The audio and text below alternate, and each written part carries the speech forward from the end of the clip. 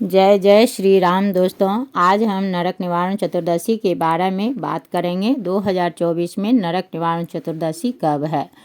जो हमारे चैनल पर पहली बार आए हैं वो मेरे चैनल को सब्सक्राइब कर लीजिए ताकि मैं जो भी वीडियो डालूंगी तो आपको पता चल जाएगा, और लाइक करना मत भूलिएगा।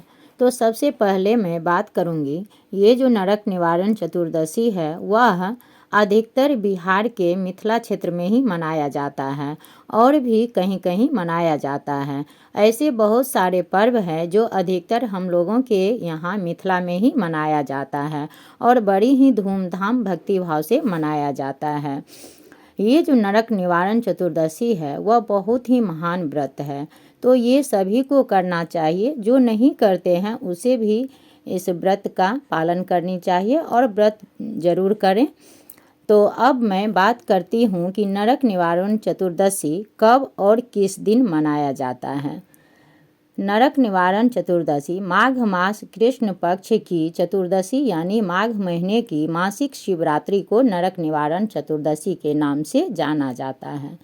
धार्मिक मान्यताओं के अनुसार इस दिन भगवान शिव और माता पार्वती का विवाह तय हुआ था। इसके एक महीने बाद फाल्गुन कृष्ण पक्ष की चतुर्दशी यानी महाशिवरात्रि को विवाह संपन्न हुआ था। इस दिन भगवान शिव के साथ माता पार्वती और गणेश जी की पूजा करने से भगवान शिव जल्दी प्रसन्न होते हैं और मनोकामनाएं पूरी करते हैं। जैसे श्री हरि को एकादशी व्रत अत्यधिक पसंद है, उसी तरह भगवान शिव को प्रदोष व्रत बहुत ही पसंद है।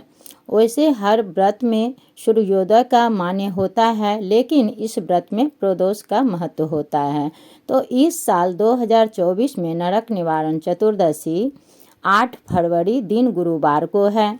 चतुर्दशी तिथि का आरंभ 8 फरवरी 2024 सुबह 11:17 और इसका समापन फरवरी सुबह 8:02 पर है।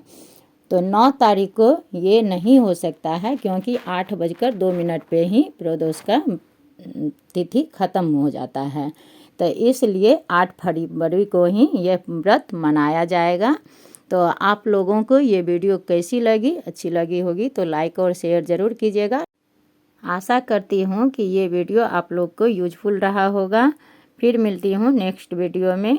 कमेंट करना नहीं भूलिएगा। कमेंट सेक्शन में जाके हर हर महादेव ज़रूर लिखिएगा। तब तक के लिए जय श्री राम।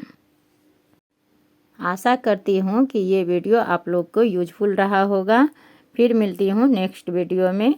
कमेंट करना नहीं भूलिएगा। कमेंट सेक्शन में जाके हर हर महादेव ज़रूर लिखिएगा। तब तक के लिए जय श्री राम।